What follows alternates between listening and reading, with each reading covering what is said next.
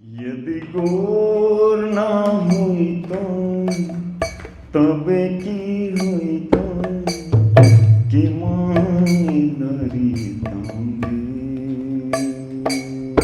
यदि गोर ना हुई तो तबे की हुई तो कि मानी नरी तांगे।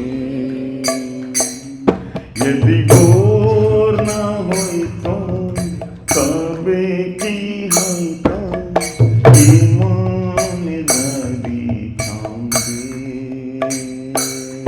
यदि गोर ना हुई तो तबे की हुई तो ईमानदारी थांगे। राधार महिमा प्रेम रस सीमा जगते जानत राधार महिमा प्रेम रस सीमा जगते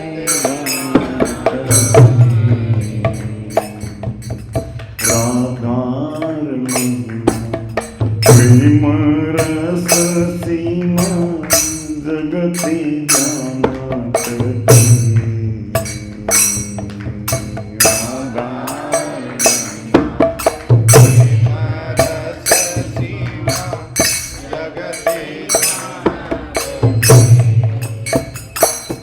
यदि गोर ना हुई तो तबे की हुई तो ईमानदारी थांगे। यदि गोर ना हुई तो तबे की हुई तो ईमानदारी थांगे। मधुर वृंदा दीपिन माधुरी प्रवेश चातुरी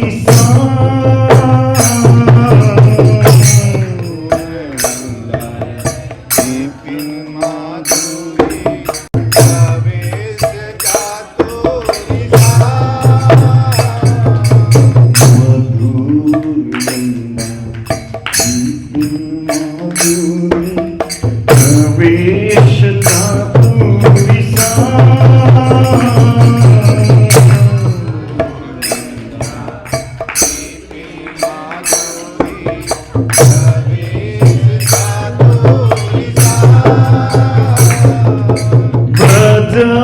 ब्रजयुवती भावेर भक्ति सकती होई तो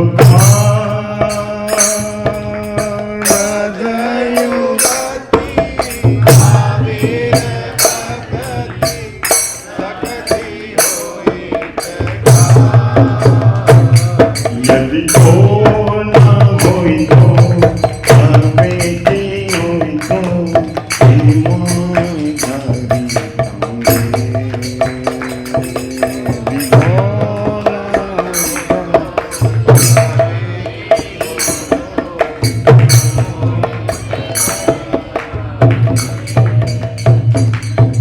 गाओ गाओ गौरंगे रघु शरण करिया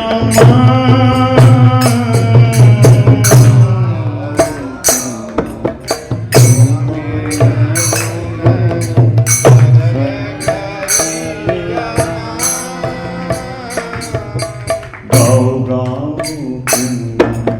गौरंगे रघु शरण करिया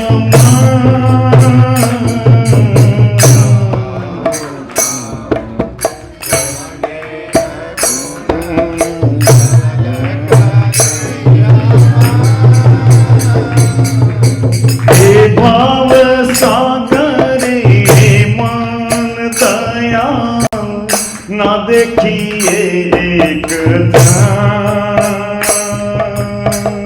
भाव सागरे मान दयाल ना देखिए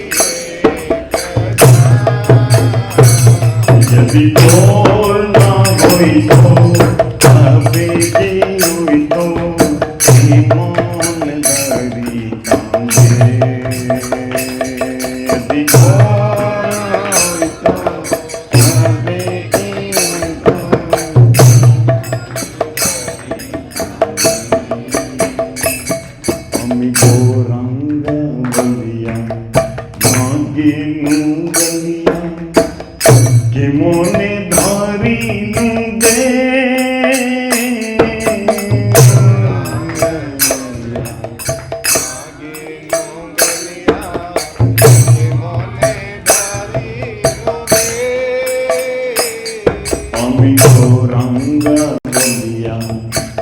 लागे नू गलिया मुन धारी नू गे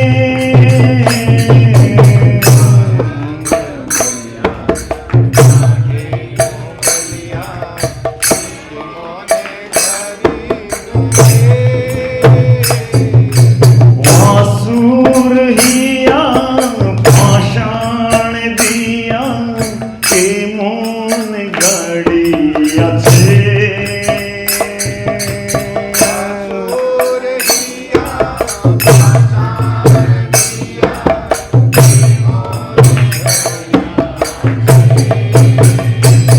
यदि को ना होई तो आते होई तो के मोन धरी कांगे यदि को ना होई तो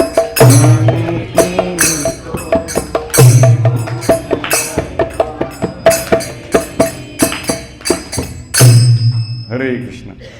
तो इसका मीनिंग प्रभु जी समझाएंगे आपको।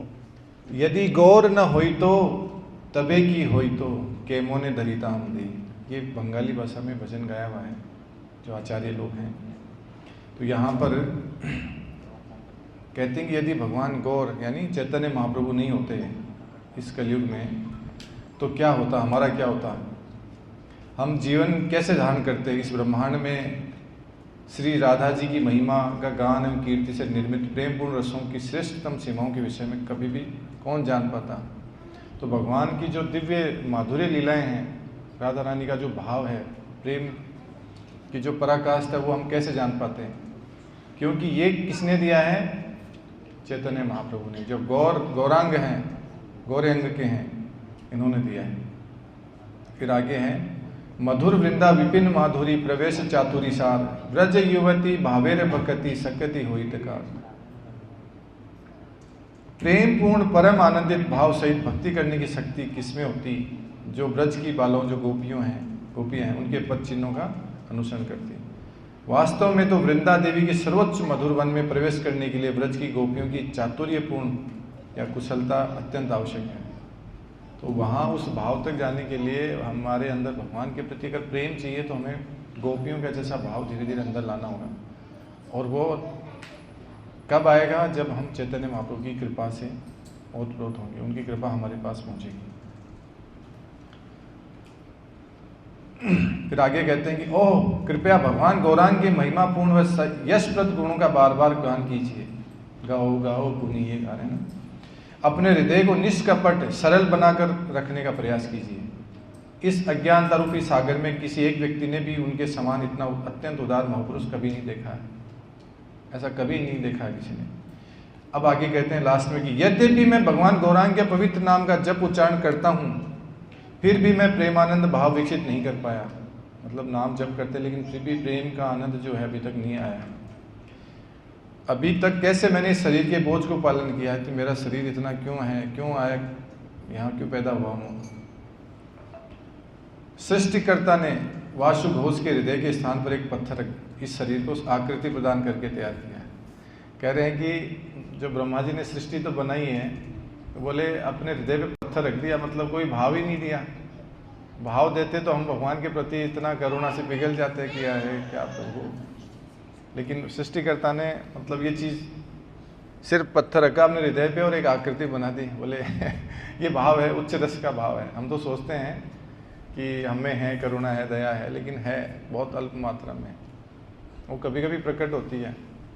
तो ऐसा बहुत कम होता है। जैसे कल जगन्नाथ जी की रथ यात्रा के सामने जो लोग थे वहाँ पे भक्त लोग, तो ऐसा हुआ किसी के आंखों से आंसू आए भगवान को देख के?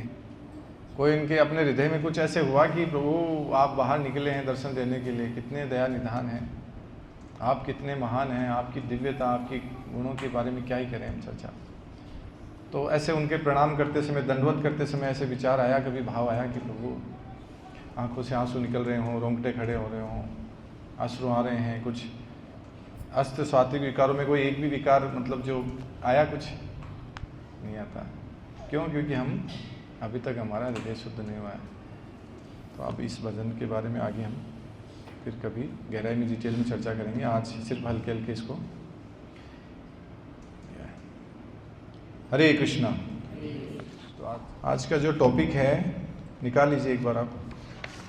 ओम अज्ञान तिमिरन्धस्य ज्ञानंजनं शलाकया चक्षुरुन्मीलितं येन तस्मै श्री गुरुवे नमः। नमो विष्णुपदाय कृष्णपृष्ठाय भूतले श्रीमते भक्ति वेदांत स्वामिनीति नाम्ने। नमस्ते सरस्वती देवी गौरवाणी प्रचारिणे निर्विशेष शून्यवादी पाश्चात्य देशतारिणे। जय श्री कृष्ण चैतन्य प्रभु नित्यानंद श्री अद्वैत गदाधर श्रीवासादि गौर भक्तवृंद। हरे कृष्ण कृष्ण कृष्ण हरे हरे, हरे राम राम राम हरे हरे। तो निकाल लीजिए पेज नंबर 8, आध्यात्मिक उन्नति भाग 11।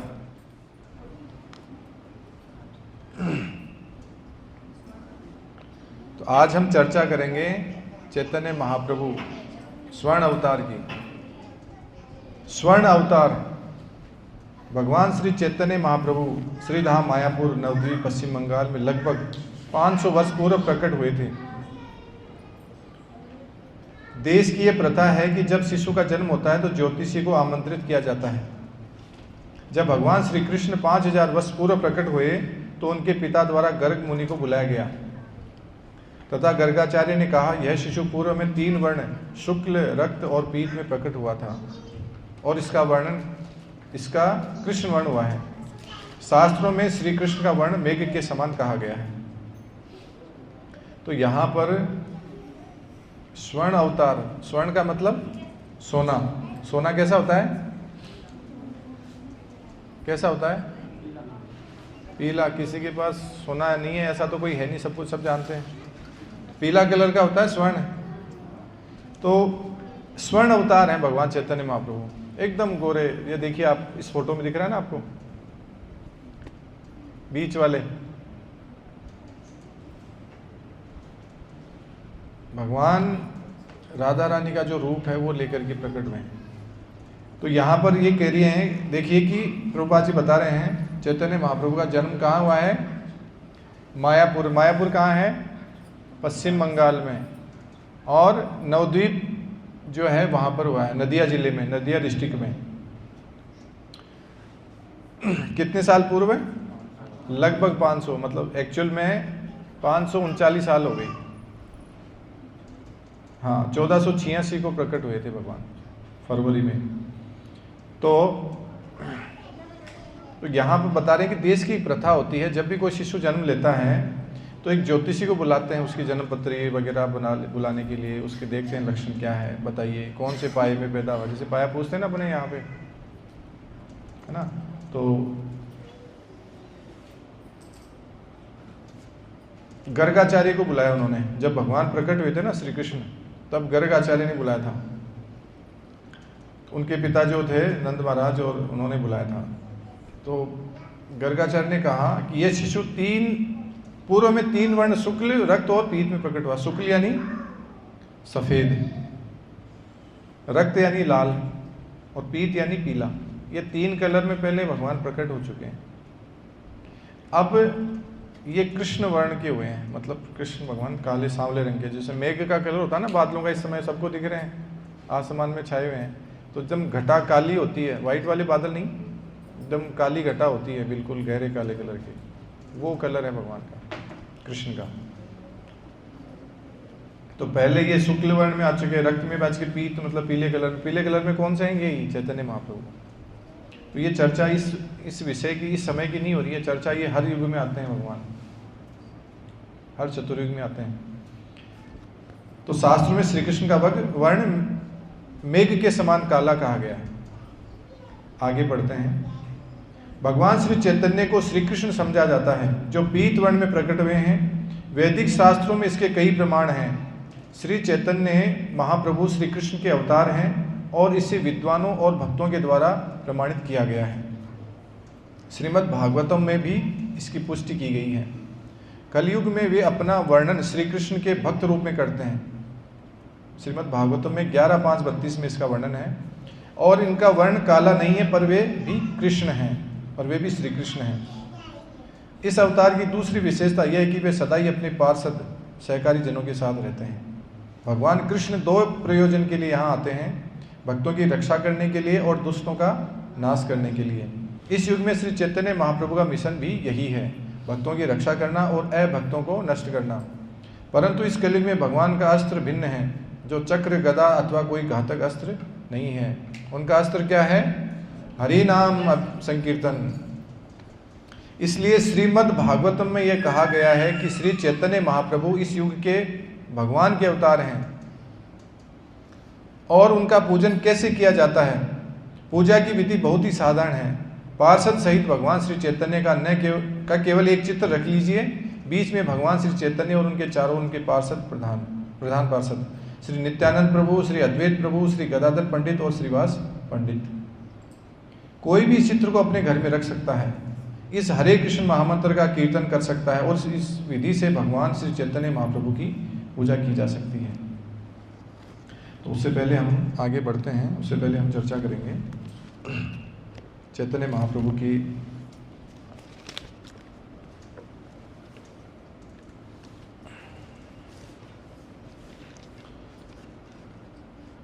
तो यहाँ पर देखिए एक विभाग आया था, पिछली बार भी हमने चर्चा करी थी इसके नामामृत वाले जो सेक्शन है उसमें, उसके आगे वाले पृष्ठ पे। और इससे पहले भी हमने कई बार चर्चा करी थी कि ये कर्मकांडीय विधि और आध्यात्मिक विधि, भागवत विधि, जिसको भक्ति का मार्ग कहते हैं, ये दो अलग अलग विधियां हैं। तो जो कर्मकांड विधियां हैं वो अपने लिए, खुद के फायदे के लिए होती हैं, अपनी इच्छा पूर्ति के लिए, चाहे हवन कर रहे हैं, व्रत कर रहे हैं, कोई भोग लगा रहे हैं, कुछ ये कर रहे हैं, उसके लिए यज्ञ कर रहे हैं, तपस्या कर रहे हैं, कोई दान कर रहे हैं, वो मेरा कुछ फायदा हो जाए। ये सारे कर्मकांड विधियां हैं, वेदों में वर्णित हैं, लेकिन कर्मकांड यानी उसका मुझे कोई क्या मिलेगा, मुझे क्या फायदा होगा, इसके लिए वो कार्य कर रहे हैं। और वैदिक विधि जो भागवत विधि है या जो भक्ति का मार्ग है, आध्यात्मिक विधि, वो क्या है? भगवान के लिए करना। कर्मकांड मतलब खुद के लिए करना और आध्यात्मिक विधि यानी भगवान के लिए, उनके प्रसन्नता के लिए कोई भी कार्य किया गया हो वो भगवान की प्रसन्नता के लिए। जैसे आप कुछ भी काम कर रहे हो तो किचन में बैठे माताएं कुकिंग कर रही हैं, स्कूल में बैठे स्टूडेंट्स पढ़ाई कर रहे हैं, जॉब है, बिजनेस में हैं, कहीं भी हैं, तो वहाँ काम करते करते हो भगवान का गुणगान कर सकते हैं, भजन गा सकते हैं, मन में विचार कर सकते हैं, कोई लीला स्मरण हो रही है, कुछ काम कर रहे हैं, गुनगुना रहे हैं, सुन रहे हैं, तो मतलब यूटिलाइजेशन हो रहा है, उस समय भगवान का चिंतन साथ में चल रहा है परस्पर। तो आज हम इसकी चर्चा करते हैं थोड़ी सी। और भगवान जो चैतन्य महाप्रभु ने ये संकीर्तन आंदोलन दिया है, अभी हमने पढ़ा इसके बारे में, कि ये सबसे उत्तम विधि दी है। ये क्यों है? इसको यज्ञ बोलते हैं। जितने भी यज्ञ हम करते हैं बाहर, हम सुनते हैं, ये लाइए हवन की सामग्री, घी लाइए, संविदा लाइए, ये इतनी सारी 50 तरह की चीज़ें लिख के देते हैं, हमारी पंसारी की दुकान से लिख के आते हैं, और फिर हवन की अग्नि जलाते हैं संविदा रख करके, और फिर मंत्रों का उच्चारण करते हैं। हम में से कोई भी इतना योग्य नहीं है आज के समय कि शुद्ध रूप से उच्चारण कर सके या जान सके, और ऐसे ब्राह्मण भी नहीं है, उस सिद्धता बहुत कम मिलेंगे, अगर हैं भी तो बहुत कम है, ऐसा नहीं कि नहीं है लेकिन बहुत ही कम है, कि वो आचरण में भी शुद्धता रखें, सामग्री भी प्योर है मिले, पूरी एकदम शुद्ध हो, और उसका उच्चारण भी शुद्ध हो, जगह भी शुद्ध हो, हर चीज़ शुद्ध मिले, ऐसा संभव नहीं है आज के समय में, जब हर चीज़ में मिलावट मिल रही है, घी शुद्ध नहीं है, ऐसी चीज़। मतलब प्रभु जी कहते हैं ना कि आज का घी तो ऐसा आ रहा है कि अग्नि जलाने के लिए डालते हैं और बल्कि वो जोड़ जाती है इतना नकली आ गया सब कुछ, पनीर नकली, ये नकली, वो नकली, क्या करे आदमी। इसलिए महाप्रभु को पहले से पता था, भगवान को कलयुग में ये सब होंगे, मिलावट वगैरह ये सारे दोष मिलेंगे, तो उन्होंने इतनी सरल विधि दे दी कि इससे बेस्ट कुछ है ही नहीं। क्योंकि कर्मकांड में क्या होता है, हम जितने भी चीज़ें इकट्ठी करते हैं, जैसे आपने हवन किया तो क्या किया, गृह शांति के लिए किया, या नौकरी पाने के लिए किया, या कुछ दान पुण्य भी किया होगा मान लो, तो किसके लिए भी, चलो मेरा कुछ पुण्य जनरेट हो जाए, कुछ अकाउंट में बैलेंस जमा हो जाए। होता है ना, मोबाइल का रिचार्ज कराते हैं ना सब लोग, है ना, बिना रिचार्ज का मोबाइल है किसी के पास? सब कराते हैं ना। तो वैसे ही हमारे जो जितने भी पुण्य हम करते हैं ना कर्मकांड विधि से हमारे लिए, वो हमारे अकाउंट में जमा हो जाते हैं। चित्रगुप्त रिकॉर्ड रखते हैं यमराज जी के पास में, सारे हमारे वहाँ जमा हो जाते हैं। और क्या होता है, जैसे ही हमारी मृत्यु होती है, हम वहाँ जाते हैं। अगर अच्छे कर्म किए हैं तो हम स्वर्ग का सुख भोगेंगे, और बुरे करें तो नरक में या बाकी यातनाएं हमें झेलनी पड़ेगी। अब स्वर्ग में भी चले गए, मान लो, आप कहोगे प्रभु जी बहुत अच्छी बात है, स्वर्ग में जाएंगे, वहाँ तो इतना ऐश्वर्य, इतनी भोग की वस्तुएं हैं, तरह तरह की सारी चीज़ें, वैरायटी हैं, यहाँ तो कुछ नहीं है पृथ्वी पे। एक्चुअली पृथ्वी से 1000 गुना ज़्यादा ऐश्वर्य है स्वर्ग में, यहाँ तो कुछ भी नहीं है देखने को। अगर आप बढ़िया से बढ़िया 5 स्टार 7 स्टार 10 स्टार होटल में चले जाओ ना, वो भी कुछ नहीं है वहाँ के, उसमें उसके हज़ारों गुना ज़्यादा है। लेकिन वहाँ पर भी जैसे आपने भोग किया, कुछ वस्तुएं काम में ली, जो चीज़ें संसाधन उपयोग करे अपने, तो जैसे अकाउंट का बैलेंस ख़त्म होगा, वापस आपको जाओ भैया हो गया आपका अकाउंट बैलेंस, नीचे जाओ, निकलो यहाँ से। जैसे होता है ना, रिचार्ज ख़त्म, वैलिडिटी ख़त्म, रिचार्ज कराओगे तो काम होगा, बिना रिचार्ज के आपको एंट्री नहीं मिलती है। यही होता है, आप चला नहीं सकते ना मोबाइल, एक्सपायरी डेट हो गया रिचार्ज। तो वैसे ही ये है, पुण्य जितने आप कर लोगे आप वो कर लोगे, लेकिन वापस आना पड़ेगा। और दूसरी चीज़ एक और है, छिन्ने पुण्य मृत्यु लोक विनश्यति, ये मृत्यु लोक में आना ही पड़ेगा। जैसे पुण्य क्षीण हुए वापस गिरना पड़ेगा। और एक बात ये है कि वहाँ पर इतनी सुविधाएं इसलिए दी जाती हैं ताकि आप भक्ति कर ही नहीं सको। हाँ, ये यहाँ जो इच्छाएं पूरी नहीं हुई वो वहाँ लेने के लिए तो हमने पुण्य करे ना, इकट्ठे करे ना।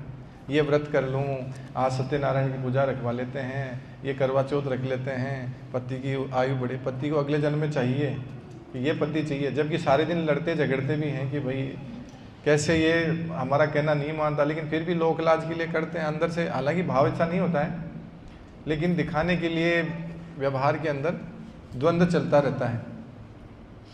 लेकिन भगवान की जो ये दिव्य विधि है, इसको करने के बाद में सारे व्रत, सारे नियम, सारे उपवास, सारी चीज़ें सब संपूर्ण हो जाती हैं।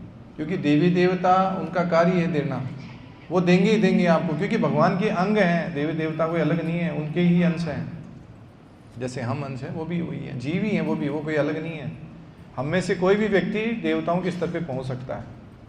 बहुत सारे, कई सालों तक हमने बहुत अच्छे पुण्य कर्म किए, कई सालों तक, कई जन्मों तक, तब जाके हम भी देवता की स्थिति पे जाते हैं। कोई 1000 साल, कोई 500 साल, कोई 10,000 साल, कोई 30,000 साल स्वर्ग में रह सकता है। बहुत ही ज़्यादा किसने, जैसे कहते हैं कि 100 अश्वमेघ यज्ञ कोई पूरे कर ले, कोई भी व्यक्ति किसी भी जीवन काल में, किसी भी कभी भी, तो वो एक मनवंतर तक, एक मनवंतर होता है 29 करोड़ साल का, वहाँ तक वो देवराज इंद्र की पोस्ट पे बैठ सकता है, इंद्र बन सकता है वो। अब आप सोच रहे हैं कि हम बन के आए हैं, पोस्ट चाहिए, अभी दिख रहा है लालच आ गया, पोस्ट, अच्छा तो अश्वमेघ यज्ञ करेगा कौन, हम जानते नहीं है, नाम ही सुना हमने, ठीक है।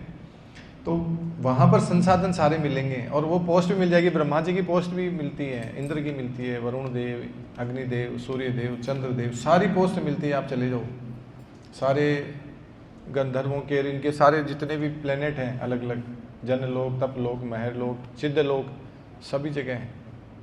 लेकिन जैसे अकाउंट ख़त्म, भागो यहाँ से।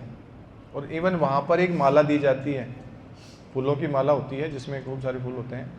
तो जैसे जिस व्यक्ति के पुण्य खत्म होते हैं, वो माला से फूल झड़ने लग जाते हैं। ये वहाँ यूज कर रहा है, अकाउंट में बैलेंस था वो खत्म होता जा रहा है, ये लिया वो लिया वो लिया। ऐसा नहीं है कि वहाँ पर कोई अलग से रिचार्ज होता, वहाँ नहीं होता कुछ भी, क्योंकि वहाँ कर भी सकते हैं लेकिन बहुत कम है चांस, 0.00000001, इतना कम कर क्यों, क्योंकि उस माहौल में रह ही नहीं सकता। अब कोई ये सोचे कि कोई डिस्को बार में जाए, वहाँ सब चीज़ें देखे, फिर वो सोचे कि अब तो मैं तो यहाँ भजन कर लूँ, वहाँ कर नहीं सकता, क्योंकि माहौल ही नहीं है, वहाँ बैठ नहीं देंगे, सुनने नहीं देंगे, देखने नहीं देंगे कुछ भी। आप वो ये चीज़ें दिखेंगी तो वो भजन कर ही नहीं पाएगा, भले उसे आसक्त नहीं हो लेकिन भजन नहीं कर पाएगा, व्यवस्था नहीं है ऐसी, ऐसा माहौल ही मिलेगा नहीं। इतना ऐश्वर्य, इतना सब कुछ, स्वर्ण चांदी नीलम माणक के से भरा पूरा पूरा, ऐसे ऐसे गार्डन आपने देखे नहीं, हजारों प्रकार के फूल आपने नहीं देखे कभी, ऐसे लाखों प्रकार के फ्रूट, ऐसे वैरायटी जो आपने चखी नहीं कभी, कभी सड़ते नहीं, कभी ख़राब नहीं होते, इतनी अलग। तो वहाँ ऐसे आदमी उलझ जाता है, अप्सराएं एक से एक, ऐसी ऐसी चीज़ें होती हैं, वैसे आभूषण नृत्य करते हैं, एक से एक सुंदर राग में गाते हैं वहाँ पे, तो भ्रमित होना तय है। भगवान का स्मरण आता ही नहीं है उस माहौल में, नहीं आता। जैसे बहुत ज़्यादा बड़े लोग होते हैं ना, आप देखो संसार में बहुत ज़्यादा पैसे वाले लोग हैं, उनके पीछे समस्या क्या है, वो नहीं कर सकते भक्ति, बहुत दुर्लभ उनके लिए। उनके पीछे ये नाम जुड़ जाता, फेम हो जाता, अरे मेरा नाम इतना बड़ा गया, लोग क्या सोचेंगे, इतने लोग मेरे जान पहचान के हो गए, मैं बाहर जाऊंगा तो पूछेंगे इधर कैसे आ गए आज, मेरी इज्जत ना गिर जाए, तो वो आ ही नहीं सकते क्योंकि माहौल नहीं है। उसने ऐसा दायरा बना लिया कि उससे बाहर ही नहीं निकल सकते वो। सही है, तो ये हाल है। तो इसलिए कहते हैं हरिनाम जो है वो दिव्य है। भगवत गीता 7.22 में भी कहते हैं, क्या कहते हैं, मनुष्याणाम सहस्रेषु कश्चित यद्यति सिद्धये, मतलब हजारों मनुष्य में से कोई एक होता है जिसको साधु संग मिलता है।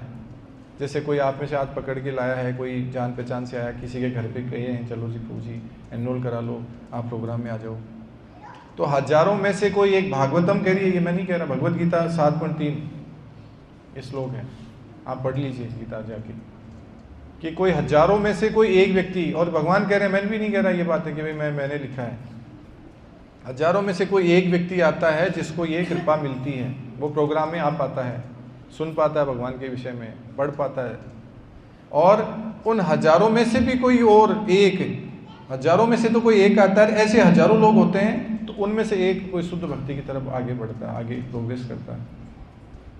नहीं तो ठीक है, क्लास हुई यहीं छोड़ के हम अपना, अगली बार क्लास के समय याद आएगा, कोई फ़ोन करेगा तो हम, अरे अच्छा आज क्लास है क्या, हाँ चलो किताब भूल गया, आज तो ये भूल गया, चलो ठीक है भागते हैं। मतलब धीरे धीरे करते करते ये चेतना हमारी विकसित होगी, और जिस दिन हम पूरी तरह से चेतना में आ जाएंगे ना, कृष्ण चेतना में, तब हम धीरे धीरे परम अवस्था तक पहुँचेंगे। फिर हमारे को ज्ञान आनंद ये सब चीज़ें नहीं, बाहर से कुछ नहीं चाहिए होगा, सब अंदर से डाउनलोड हो जाएगा अपने आप, स्वतः स्फुरित होती हैं। क्योंकि भगवान इतने दयालु हैं, जब वो भक्तों को दे सकते हैं, दुश्मनों को दे सकते हैं, तो भक्तों को नहीं देंगे क्या? कोई भक्ति नहीं करता उसको भी तो देते हैं ना सारी वस्तुएं, उनको सारी चीज़ें अवेलेबल कराते हैं उनके लिए, सुविधाएं, रहने जीवन चलाने के लिए, तो भक्तों को क्यों नहीं देंगे? ऐसा नहीं है कि कर्मकांड करने से भाई चलो सिर्फ जो करते हैं उन्हीं को फल मिलता है, भगवान तो सिर्फ भक्ति देते हैं। मिश्रित भक्ति करते हैं उनको फल भी मिलता है और भगवान की भक्ति भी मिलती है, लेकिन पूर्ण जो भगवत प्रेम है वो नहीं मिलता पूरी तरह, क्योंकि वो पूरी तरह से उस पर डिपेंड नहीं है। वो बाहरी सुख भी चाहिए, थोड़ा भोग विलास भी चाहिए, थोड़ा हमारे को ये भी चाहिए, क्योंकि हम धन खर्च करते हैं। तो एक कथा आती है, शॉर्ट में हम चर्चा करेंगे। एक व्यापारी था, भगवान की नाम की महिमा पे हम चर्चा करते हैं, बहुत ध्यान से सुनिए इसका, इसी में से आपसे प्रश्न पूछूंगा मैं। तो एक व्यापारी था जो बहुत धनवान था, बहुत ऐश्वर्यशाली था। तो एक बार क्या हुआ, वो किसी एक व्यभिचारिणी स्त्री वेश्या के चक्कर में पड़ गया, उससे ज़्यादा आकर्षित हो गया, आसक्त हो गया। तो शुरू में खूब उसके लिए ये 9 लाख का हार, ये साड़ी, ये नेकलेस, ये सब चीज़ें लेके जाया करता था उसको प्रसन्न करने के लिए। तो क्या हुआ, धीरे धीरे वो अपना बिजनेस, ये सब चीज़ें धीरे धीरे अपने आप छूट गई, उसी के संग में लगा रहा, उसके ध्यान में, चिंतन में, उसी के साथ में समय बिताता रहा। तो जब ऐसा चलता रहा तो धीरे धीरे उसकी स्थिति ऐसी आ गई कि वो भीख मांगने की स्थिति आ गई, क्योंकि धन जो था वो सारा खर्च हो गया, उसके पास कुछ नहीं था। अब क्या करे, अब बोले अब भाई जाना है, आसक्त इतना हो गया कि उसके बिना रहा नहीं जाता, तो वो कुछ बोले भीख मांग लूँगा इधर उधर से। तो कभी किसी के घर, कभी किसी के घर जा के बोले दे दो। अब पहले पेड़ थी तो दे देते थे, भाई बड़ा व्यापारी है, बाद में कभी दे देगा। तो ऐसे करके भीख मांगे लाके उसको देने लग गया कुछ न कुछ, कोई गिफ्ट, कोई खाने की चीज़, कोई ऐसे वैसे। अब वो स्थिति ऐसी होगी कि उससे भी काम नहीं पड़ रहा, तो बहुत ऐसी हालत ख़राब हो गई। तो एक दिन क्या हुआ, वो ऐसे भीख मांगने के लिए निकला, तो कहीं से 10-20 रुपये मिले थे उसको। अब 10-20 रुपये मिले थे तो क्या आता 10-20 रुपये, बोले ठीक है अब कैसे प्रसन्न करूँ, तो एक गुलाब का फूल ले लिया, दुकान पे मिलता था बाहर, मार्केट से ले लिया। अब वो लेके जैसे चल रहा था, रास्ते में थोड़ा दूर था घर, उसकी तरफ जा रहा था, तो उस समय आज भी चलती है, जैसे गांव में कभी कभी चलती है, लेकिन अब तो बहुत कम होगी। काली पीली आंधी चलती है, नाम तो सुना, आपने देखा नहीं होगा, सबने जो सीनियर हैं उन्होंने तो देखा होगा। एकदम काली पीली बोलते हैं, क्योंकि पीली धूल से गुब्बारे से भर जाता था और काला कलर, एकदम कुछ नहीं दिखता था, बस इतनी भयंकर तेज आंधी आती है, काली पीली आंधी बोलते हैं उसको। भयंकर बवंडर और ये सब इतना हो जाता है कि कुछ भी नहीं दिखता, कोई बाहर निकलता नहीं है, जो जहाँ है वहीं रुक जाता है। और इतनी तेज चलता है कि छोटे बच्चे या कोई छोटी बाहर कुछ लगा हुआ है गिर भी सकता है, पेड़ पौधे गिर जाते हैं बुरी तरह से। तो वो जैसे ले जा रहा था तो उस आंधी के चक्कर में कहीं गिर गया और कहीं पत्थर पे उसके चोट लग गई, और ये बिल्कुल मूर्छित होकर के मरने ही वाला था। तो हाथ में जो गुलाब था, वो गुलाब ऐसे हाथ में था, छिटक गया। फिर जब गिरता है, चोट लगती है, तो वो उस समय हाथ से छिटक गया। तो अब वो इधर साउथ के अंदर कहावत होती है जनरली, एक तकिया कलाम होता है, जैसे हर किसी के मुंह में चलता है ना, जैसे हम तो यहाँ कहते हैं हरी इच्छा, जो भी, अरे ठीक है कोई बात नहीं, प्रभु इच्छा कहते हैं ना। कोई काम हाथ में नहीं हुआ, चीज़ नहीं, अरे कोई बात नहीं, ठीक है प्रभु की इच्छा, भाई नहीं होता नहीं हुआ, जनरली हम बोलते हैं। तो साउथ में क्या बोलते हैं, ओम गोविंदाय नमः, कुछ स्टेट में से बोलते हैं, सब जगह नहीं। तो उस समय जैसे वो हुआ, गिरा और बिल्कुल मरने वाला था, तो जैसे वो छूटा बोला, बोले अब मेरे तो वश में है नहीं, तो ठीक है मेरे हाथ में आए नहीं, उसको पहुंचा नहीं पाए, गोविंदाय नमः। ऐसे ही भाव नहीं था कि भगवान को देना है, बिना भाव के ऐसे बोले, क्योंकि जैसे नॉर्मल होती है ना अपनी आदत, वैसे तो ऐसे बोल दिया ठीक है। तो जैसे ही वो उसकी आत्मा निकली शरीर से, ऊपर यमराज जी के पास पहुंची। यमराज जी चित्रगुप्त को बुलाए, आ जाओ जी हिसाब करो इसका, बैलेंस शीट निकालो। तो सारी बैलेंस शीट निकाली, पूरी किताब भरी पड़ी थी उनके सारे पापों से। तो बोले महाराज ये तो करोड़ों जन्मों तक, करोड़ों सालों तक नरक में ही है। बोले सब चेक कर लो, कोई एक आधा कोई कहीं कुछ किया हुआ है क्या पुण्य? बोले कुछ नहीं है, सारी रेड है फाइल।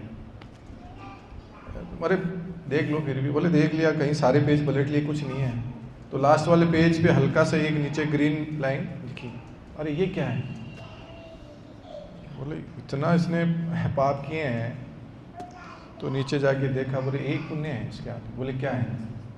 बोले इसने एक बार भगवान के लिए पुष्प अर्पित किया था, सिर्फ एक बार। चलो ठीक है, एक बार किया था तो इसका भी परिणाम, क्योंकि पाप और पुण्य दोनों का फल मिलता है। तो बोले पहले तुझे हजारों लाखों साल तक नरक में यातनाएं सहन करनी पड़ेगी, पाप के कर्म भोगने पड़ेंगे। बता पहले वहां जाना चाहता है या एक दिन तूने ये किया तो एक दिन स्वर्ग का मिलेगा तुझे? तो स्वर्ग का सुख चाहता है या नरक में जाना चाहता है? बोले अब वो थोड़ा बुद्धिमान तो था इतना तो, बोले यार इतने सारे पाप मुझे भोगने हैं, चलो एक दिन सुख तो ले लूँ कि उसके बाद तो ठीक है देखा जाएगा, नरक तो भोगना ही भोगना, कहाँ जाना है फिर वहीं उसी जेल में कितनी यातनाएं सहेंगे, देख लेंगे जो भी होगा, एक दिन चलते हैं। तो उसको याद था थोड़ा सा, क्योंकि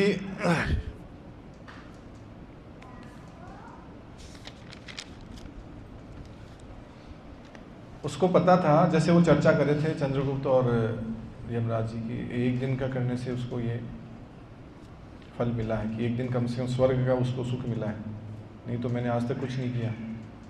तो बोले ठीक है एक दिन वहाँ चलते हैं। तो जनरली वहाँ जैसे अभी चर्चा करें ना कि वहाँ इतनी सुख सुविधाएं कोई भक्ति कर ही नहीं पाता है, तो जाते ही वहाँ ये भोग करूँ, ये पाऊँ, ये करूँ, वो करूँ, ये आनंद लूँ वहाँ पर। एक दिन स्वर्ग का यहाँ का एक साल होता है, 365 दिन वहाँ एक दिन स्वर्ग का। तो वहाँ 365 दिन, यहाँ के 365 दिन, वहाँ एक दिन। तो वो उसने सोचा कि यार सब लोग भोग विलास में लिप्त है, लेकिन उसके दिमाग में एक चीज़ चल रही थी, इस भाव से नहीं कि यार मैंने भगवान की भक्ति करी, उस भाव से कि मेरे एक दिन करने से भगवान ने मुझे इतना बड़ा स्वर्ग दे दिया। सिर्फ किया भी कुछ नहीं, मैंने बस ऐसे मुंह से गलती से निकल गया था, मुझे पता भी नहीं था कि मैं जा तो किसी और पर्पज से रहा था, किसी और को देना था, लेकिन छूट गया। तो पहले ओम गोविंदाय नमः, तो एक बार देना चाहिए, मिला। तो वो सीधा जैसे स्वर्ग में पहुंचा तो वहाँ तरह तरह की अप्सराएँ, ये व्यंजन, ये सारी व्यवस्थाएँ, पूरा चकाचौंध हो गया वो, कई सारे गार्डन।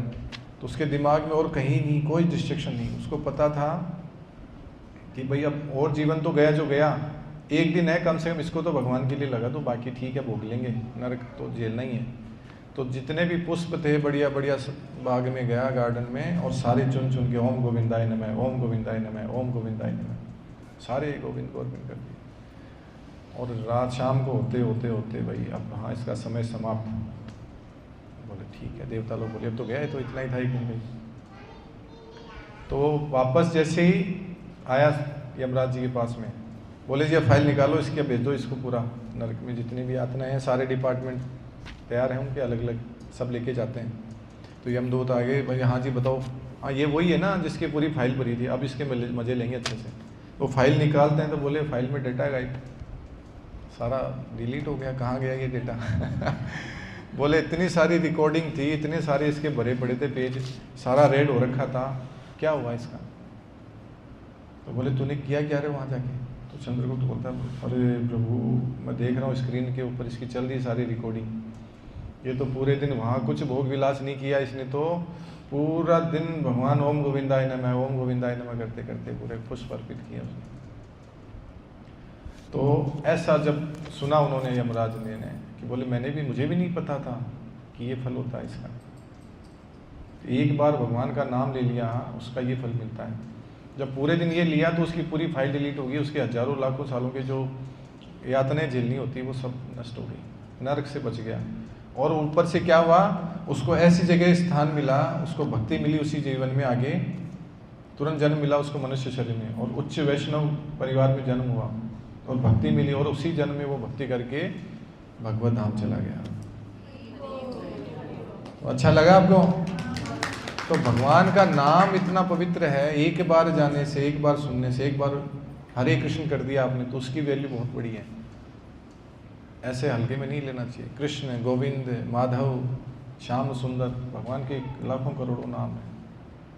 तो भगवान का नाम जब भी एक बार भी लिया व्यर्थ नहीं जाएगा। हम बोलते हैं ना मिलते में हरे कृष्णा प्रभु जी, हरे कृष्णा माता जी, तो मतलब इसका भी फल है और अनंत फल है, ऐसा नहीं है। पद्म पुराण के आगे चर्चा करेंगे हम अगली बार। तो भगवान चाहते हैं कि कम से कम कोई इतना नीचे तो ना गिरे। हमको इसीलिए कर्मकांड विधान दिए हैं शास्त्रों में, वेदों में, कि कोई कम से कम नीचे ना गिरे, मनुष्य लेवल पर तो रहे। क्योंकि नीचे की जो योनियां ना, जैसे पशु पक्षी हैं, जीव जंतु हैं, जानवर हैं, वो क्या है, उनके पास सुविधा है क्या? वो भक्ति कर सकते हैं? नहीं कर सकते। वो पाप योनि है, पाप का फल भुगत रही है, उपाय नहीं उनके पास में कोई। भाई मनुष्य जो कर्म करता है उसका फल भोगने के लिए बाकी 84 लाख योनियों में जब जाता है तो इसी का परिणाम ही तो भोगता है वो। तो उनके पास भक्ति करने का अवसर नहीं मिलता। तो अवसर कहाँ मिलता है? मनुष्य जीवन में, और इसमें हमने करी नहीं तो फिर भोगो। तो भगवान उनके लिए भी देते हैं कि कम से कम कोई भक्ति नहीं भी कर रहा है, सिर्फ पुण्य ही कर रहा है, ये व्रत कर लूँ, ये पूजा कर लूँ, ये पाठ कर लूँ, इनको बच लूँ, इनको बच लूँ। बोले ठीक है, कम से कम ये मनुष्य लेवल तक तो रहे, कम से कम नीचे तो ना गिरे इतना। तो पाप के कार्य से तो बचे कम से कम। चलो पुण्य की अभिलाषा है, कुछ चाहता है, लेकिन कम से कम इससे नीचे तो ना गिरे। भक्ति नहीं चाहता, कोई बात नहीं, धीरे धीरे करते करते आगे बढ़ जाएगा, एक दिन चाहिए भी इसकी भक्ति। तो इस तरह से भगवान, क्योंकि सर्व योनि सुकौन्तेय अहम बीज प्रजापिता, ठीक है। तो इस तरह से भगवान कहते हैं कि मैं सभी जीवों का पिता हूं।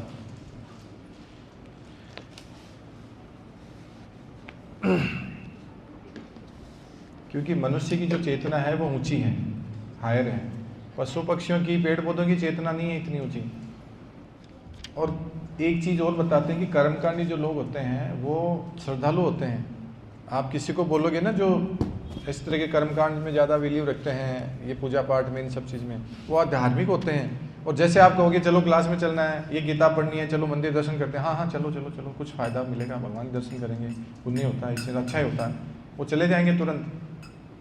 वो जानते हैं कि ये टेस्ट हायर है, जो है मैं नहीं जानता इस चीज़ को, लेकिन हायर टेस्ट है, ये भगवत प्रेम है, भक्ति है, वो हायर है, लेकिन मैं अभी नहीं कर पा रहा हूँ किसी कारण से, लेकिन ऊंची चीज़ है, चलो चल तो लेते हैं प्रोग्राम में, समझ में आया नहीं आया, लेकिन चल तो लेते हैं। भक्ति के लिए नहीं जा रहा, अपने स्वार्थ के लिए जा रहा है, पुण्य जनरेट करने के लिए, लेकिन जा तो रहा है। ऐसे करते करते उसकी सुकृति इकट्ठी होती है। अब आप में से कोई बता सकता है कि सुकृति क्या चीज़ होती है? ये पुण्य जो चीज़ है ये क्या होता है, कैसे भक्ति मिलती है? आप सब क्लास में बैठे हैं, किस कारण से बैठे हैं यहाँ पे? मेरे बुलाने से नहीं आए हैं, किसी के कहने से भी नहीं आए हैं, आते तो पहले आ चुके होते हैं। कई बार कहा होगा लोगों ने आपसे इतने सालों में, या पता लग गया होगा फ़ोन के माध्यम से, मैसेज के माध्यम से, अखबार के माध्यम से, कहीं ना कहीं सुनते हैं, देखते हैं, पढ़ते हैं, नहीं आती है। कैसे आती है भगवत प्रेरणा? कैसे आती है? कैसे आती है? कैसे आती है कृपा? सत्संग से, संगति से। तो देखिए, ये जो पुण्य है, ये हम जब, ये सुकृति है, ये भक्ति कैसे मिलती है हमारे को? जब कई जन्मों तक हम पुण्य करते हैं, खूब सारे पुण्य करते हैं, खूब सारे हम इकट्ठी करते हैं, आध्यात्मिक पुण्य जब हम खूब सारे करते हैं, तो धीरे धीरे धीरे धीरे धीरे धीरे ये इकट्ठे होकर के सुकृतियों को बलवान करते हैं। और जब सुकृति बहुत ज़्यादा पावरफुल हो जाती है, तब जाके हमें श्रद्धा उत्पन्न होती है, साधु संग मिलते हैं, तब कोई ऐसा व्यक्ति मिलता है, चलो जी प्रोग्राम चलते हैं, तब जाके वो व्यक्ति मिलता है। मतलब ऐसे भी नहीं मिलेगा। करोड़ों लोग हैं संसार में, उनको भक्ति तो बहुत दूर की बात है, उनको कहने वाला भी नहीं मिलेगा कि चलो जी प्रोग्राम में। उनको वो मिलेंगे, चलो पब में, चलो डिस्को में, चलो वहाँ उस पार्टी में, चलो वहाँ पर। उनको ये नहीं मिलेगा कि चलो भगवत कथा में चलते हैं या आध्यात्मिक केंद्र पे चलते हैं, नहीं मिलेगा। क्यों? क्योंकि सुकृति नहीं है। जिनकी सुकृति नहीं है उनको ले जाने वाला भी नहीं मिलेगा, और अगर उसको ले जाने वाला मिल भी गया गलती से, आप में से किसी ने सोच भी लिया चलो इसको भक्त बना देते हैं, इसको ही बोलते हैं, तो वो ऐसे देखेगा जैसे कोई इसका सब कुछ छीन रहे हो आप। अरे नहीं नहीं बस ठीक है, पता है, सब जानते हैं, सुन लिया, सब सुनते हैं। ये कमेंट आते हैं। आप जाते होंगे, कभी पूछते होंगे लोगों से, बात करते होंगे, तो उनके ये रिएक्शन आते हैं, अरे नहीं नहीं हाँ करता हूँ, टाइम ही नहीं मिलता, ये नहीं मिलता। बहुत सारे बहाने मिलेंगे, एक्सक्यूज पे एक्सक्यूज। मना नहीं करेगा सीधे, लेकिन बहाने देगा आपको। कई तो सीधे बोल देते हैं, लेकिन कई अगर रिस्पेक्ट करते हैं तो सीधा नहीं बोलेंगे आपको, क्योंकि उनकी सुकृति नहीं है। और करोड़ों जन्मों की जब सुकृति इकट्ठी होती है, तब साधु संग मिलता है, और उसके बाद में भगवत भक्ति की रास्ता मिलता है, उसे शुद्ध वैष्णव की संग मिलता है। उससे पहले संभव नहीं है। तो कितनी दुर्लभ है ये।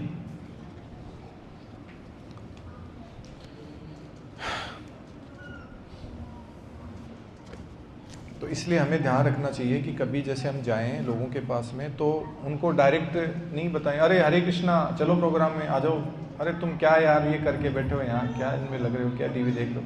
डायरेक्ट बुद्धि नहीं भेजनी। उनको पहले बोलो कि हाँ चलो प्रोग्राम में चलते हैं, आइए, आपको अच्छा लगे तो ठीक है, नहीं कोई बात नहीं। और ये जो सुकृति है ना, जैसे अभी आप में से कई लोगों के नाम भगवान के नाम पर हैं, जैसे पहले रखते थे ना बच्चों के नाम भगवान के नाम पे रखते थे, तो ये सुकृति ऐसे जनरेट होती है। हाँ गोविंद राम जी चलिए थोड़ा मंदिर चलते हैं, हरे कृष्णा राम राम जी, ये जो शब्द बोलते हैं ना, कैसे भी जाने अनजाने में बोलते हैं, भगवान का नाम समझ के नहीं बोल रहे, लेकिन अभिवादन स्वरूप बोल रहे हैं।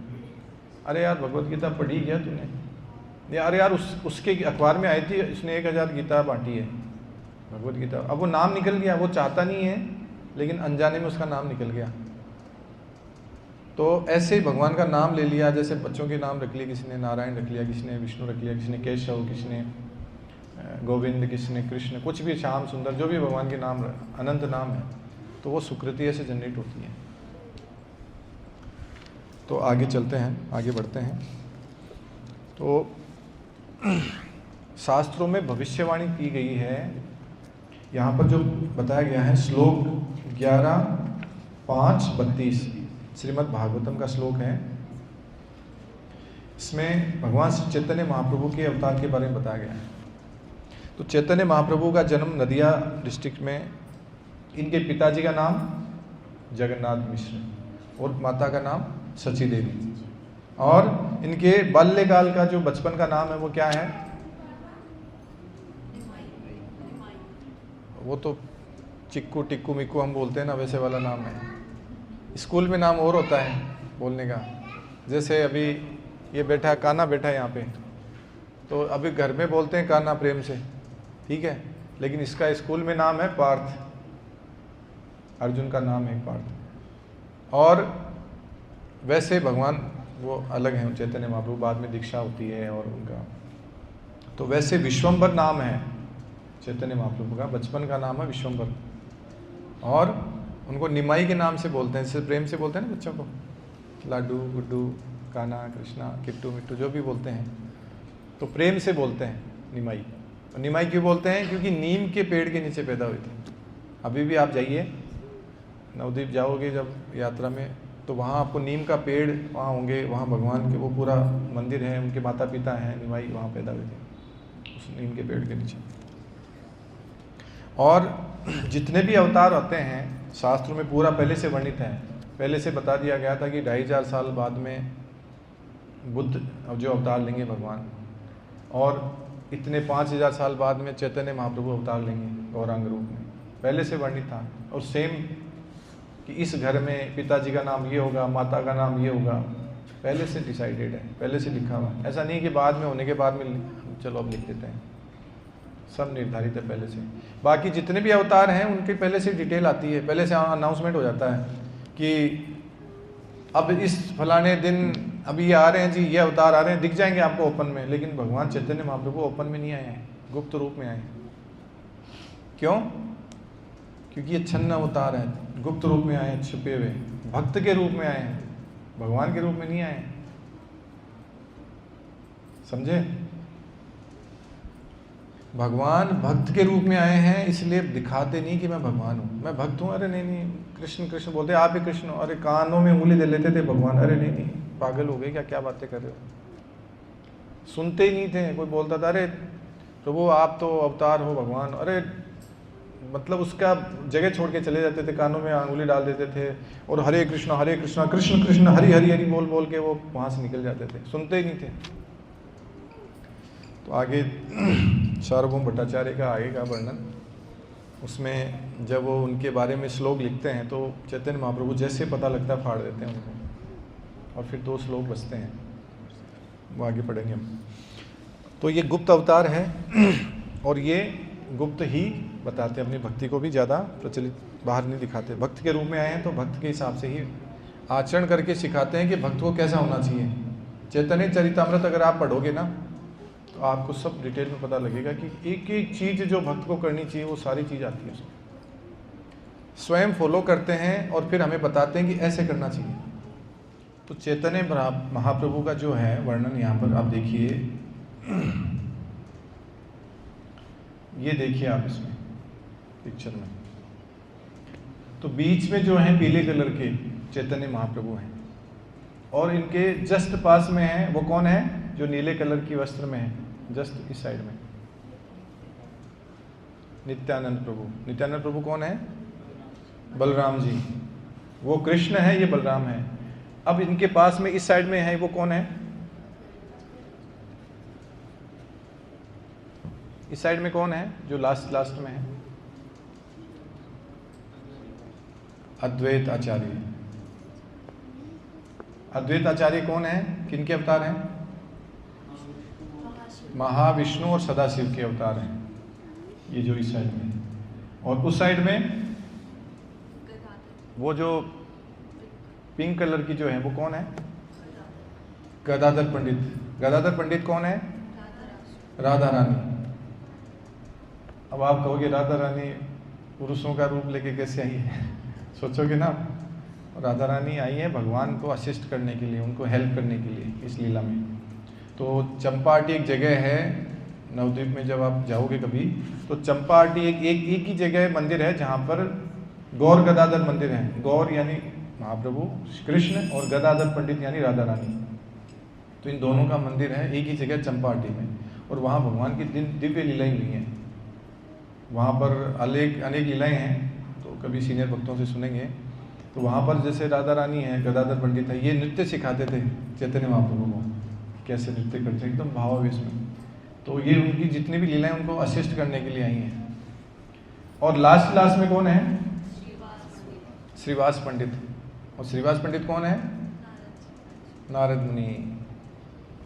तो ये नारद मुनि मतलब ये जो भगवान है ये अकेले नहीं आई हैं, अपने पार्षदों के, गौर पार्षद है ना, श्री कृष्ण चैतन्य प्रभु नित्यानंद, श्री अद्वैत गदाधर श्रीवास आदि गौर भक्त वृंद, इनके साथ गौर भक्त बाकी और भी बहुत सारे आए हैं। जैसे अपने हनुमान जी आए हैं, क्या नाम हनुमान जी का? इस यहाँ पे जो सपोर्ट है मुरारी गुप्त, मुरारी गुप्त जो हैं उन्होंने पूरी ये कंपाइल करी है, भगवान की जो चैतन्य चरितामृत जो है वो कंपाइल करी है। और ब्रह्मा जी आए हैं साथ में। ब्रह्मा जी का क्या नाम नहीं पता, याद नहीं है, किसको पता है?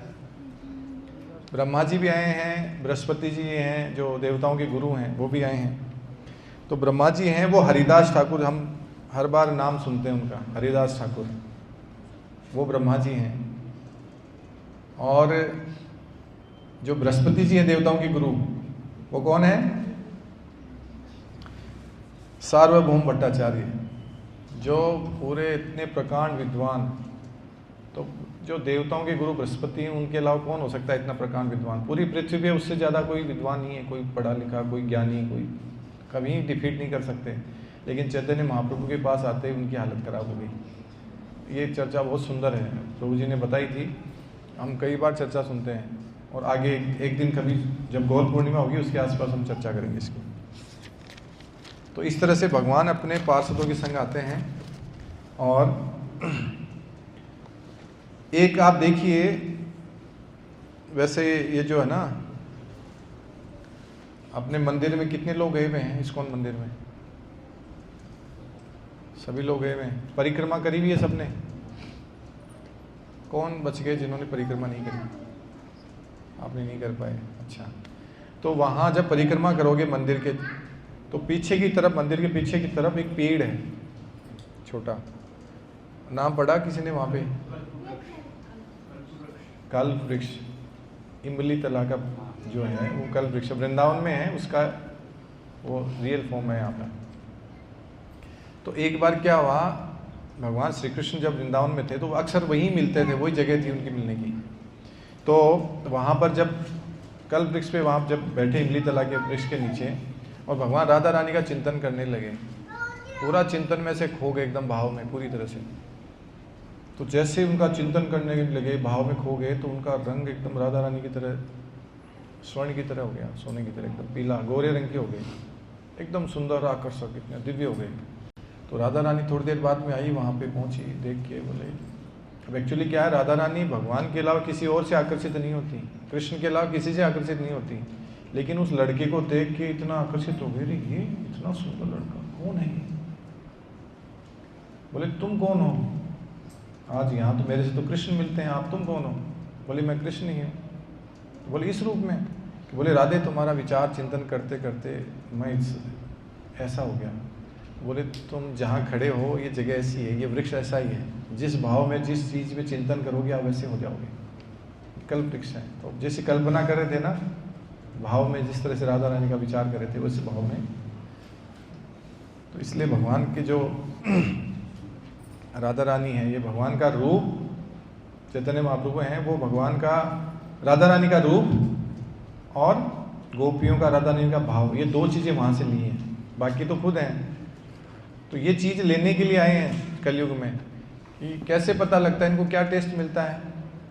ये लोग इतना, गोपियाँ इतना पागल होके पीछे पीछे भागती हैं मेरे, ये राधा रानी इतना प्रेम करती है राधा मेरे से, ये भक्त लोग इतना प्रेम से पीछे मतवाले होते हैं, प्रभु नाचते हैं गाते हैं, उनका पूरा समर्पित कर देते हैं, क्या है ऐसा इसमें मेरे भक्ति में? तो वो टेस्ट करने के लिए आते हैं। एक तो बाहरी कारण है कि साधुओं की रक्षा करने के लिए और दुष्टों का नाश करने के लिए, ठीक है, लेकिन आंतरिक कारण है कि हम ये जो भाव महसूस कर रहे हैं ये क्या है ऐसा, मैं भी पता लगाऊं।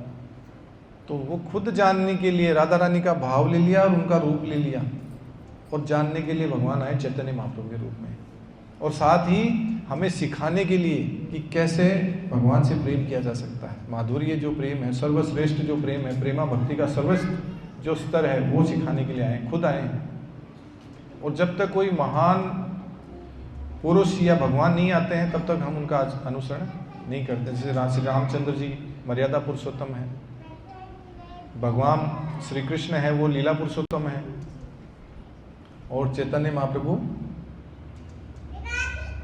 प्रेम पुरुषोत्तम है, खुद माधुर्य प्रेम देने आए। तो उनकी कुछ घटनाएं हैं, शॉर्ट में चर्चा करते हैं।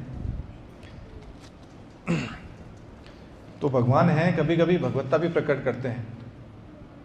वैसे तो दिखाते नहीं है, लेकिन कभी कभी प्रकट करते हैं ताकि पता लगे कि यहाँ हैं, भगवान हैं। तो एक बार क्या हुआ, जब उनका जन्म हुआ था तो जन्म के समय चंद्र ग्रहण चल रहा था।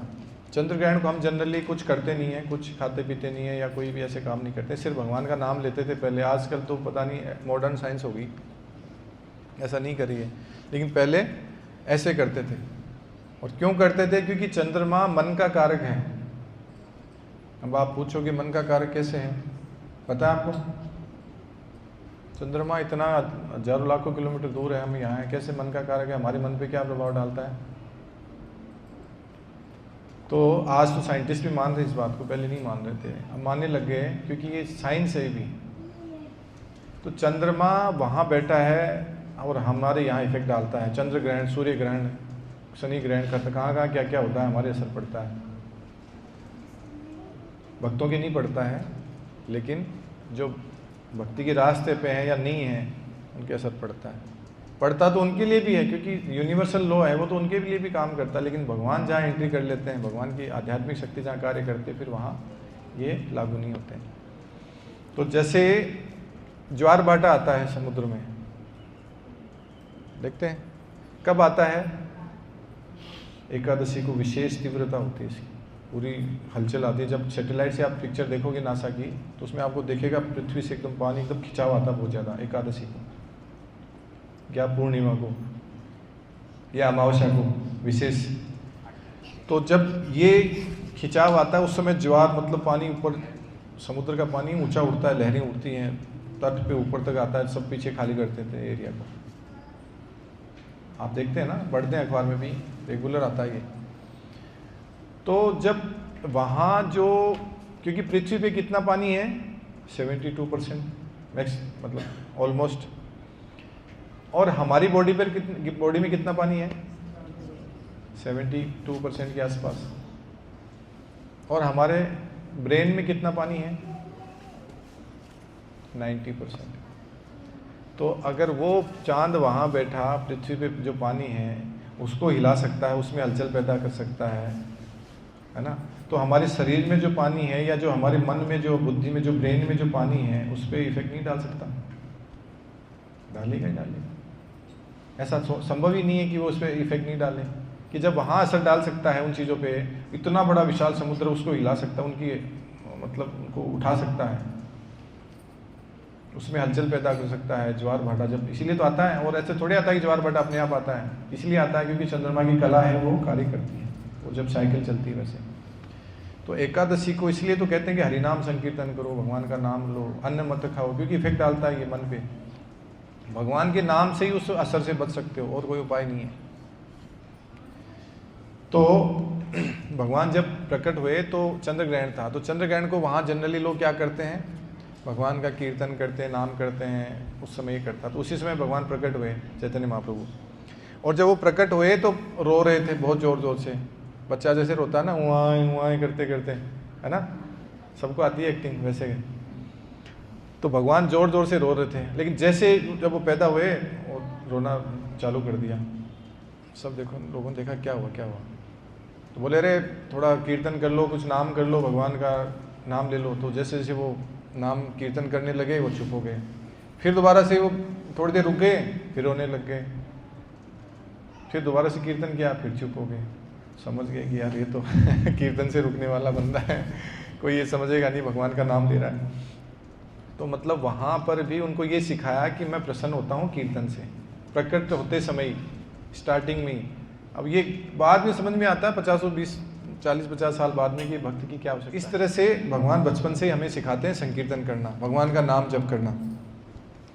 जब 2-3 साल के थे तो घर में जनरली ब्राह्मण आते हैं, तो उनके जो पिताजी थे जगन्नाथ मिश्र, उन्होंने एक ब्राह्मण को बुलाया और निमंत्रण दिया। तो ब्राह्मण आए, बहुत अद्भुत लीला है, और ये लीला रिलेटेड है भगवान श्री कृष्ण के समय भी सेम ऐसी घटना हुई थी, ऐसी की ऐसी डिटो। तो उन्होंने ब्राह्मण को भोज पे आमंत्रित किया, और वो जो ब्राह्मण थे वो सिद्ध पुरुष थे एक तरीके से। तो ब्राह्मण मतलब पूरे गुणों से, पूरा सात्विक और संयमी, पूरा एकदम आदर्श। तो वो क्या करते थे, खुद जो भिक्षाटन से जो कुछ मिलता था उससे खुद ही बनाते थे। ऐसे नहीं कि किसी के घर पे गए तो वो चलो जी आप बना दो प्रसाद, नहीं नहीं, खुद ही बनाते थे। उनसे सामग्री ले लेंगे, ये चावल दे दो, दाल दे दो, ये दे दो, आटा दे दो, ये नमक मिर्च वगैरह लेकर के, और खुद ही कुकिंग करते थे अपनी, और कुकिंग करके भगवान को भोग लगाते थे।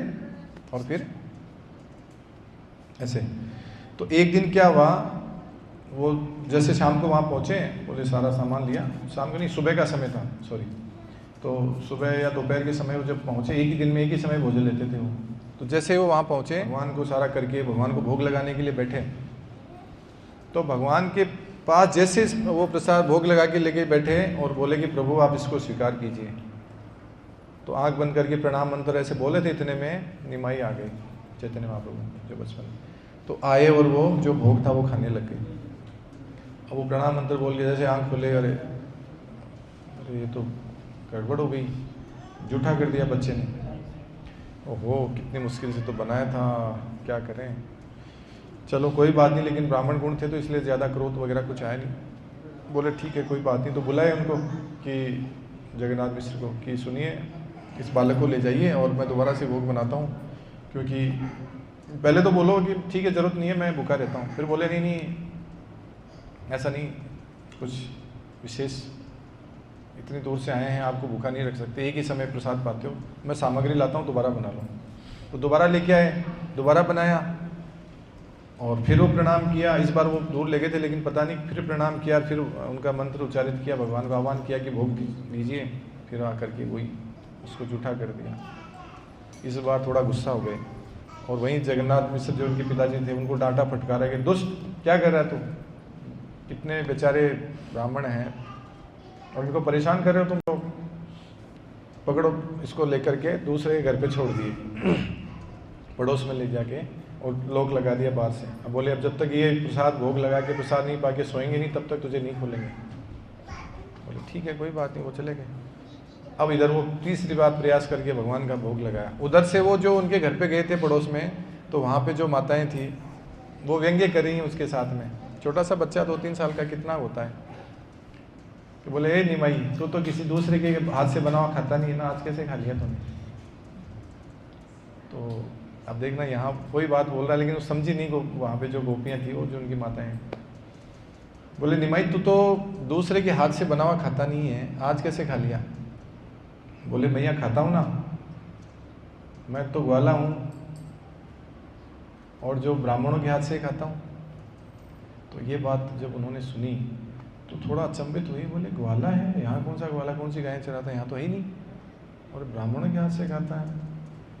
लेकिन बच्चा है बोलते था कुछ भी, तो ऐसे करके इग्नोर कर दिया। लेकिन भगवान ग्वाले थे, वो तो बता रहे हैं अपनी लीलाओं में थोड़ा थोड़ा इशारे करते हैं कि मैं पिछले जन्म में, मतलब पिछले जो प्रकट रूप में था कृष्ण के रूप में, तो ग्वाला था। अब वहाँ बंद कर दिया, उधर वो पूजा करके भगवान को भोग लगा रहे हैं और प्रणाम कर रहे हैं। अब जैसे ही वो पता नहीं क्या हुआ प्रणाम करके आए तो उधर से वो निमाई वहीं बैठा मिला, आँख खुलती, और ये कहाँ से आ गया। तो जोर से वैसे बोले जगन्नाथ मिश्र जी, तो जगन्नाथ मिश्र जी आए, अरे तुझे बंद करके आए थे, लोग लगाया था, दरवाज़ा बंद था, तो आया कहाँ से। बोले कोई बात नहीं, ठीक है अब हरी की इच्छा तो कोई बात नहीं। तो वो चले गए उधर जगन्नाथ मिश्र। उधर से वो पंडित जी हैं, वो उनसे बात कर रहे हैं निमाई से, तू आया कहाँ से, तुझे किसने बुलाया, क्यों आता तू बार बार।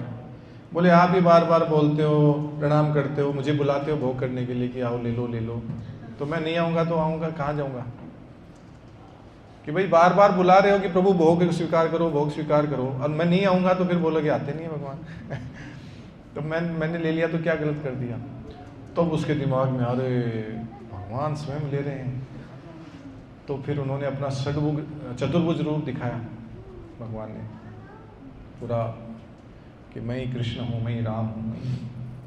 तो सारा जब देखा तो उनकी आंखें एकदम भाव से विचलित उठे, पूरे रो रहे हैं, अश्रु आ रहे हैं, प्रणाम करें, दंडवत करें कि प्रभु मैं कितना भागा, आप सामने थे, मैं आपको भगा रहा था, मैं समझ नहीं पाया कि आपकी ये इच्छा थी, आप ही कृपा कर रहे हैं।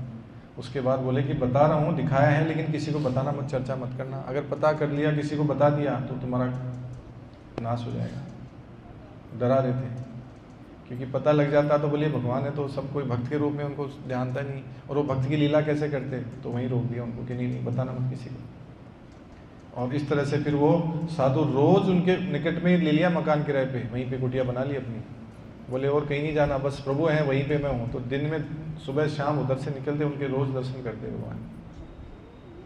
वो अचंभित हो गए कि यार ये पंडित जी हमेशा कभी रुकते नहीं है, पूरे विश्व भ्रमण करते हैं, ये यहाँ कैसे रुके। बोले मेरा ठिकाना यही है, बस और कोई जगह नहीं है, मेरी सारी अभिलाषाएं सारे लक्ष्य पूरे हो गए यहीं पे आके। तो बोले चैतन्य महाप्रभु की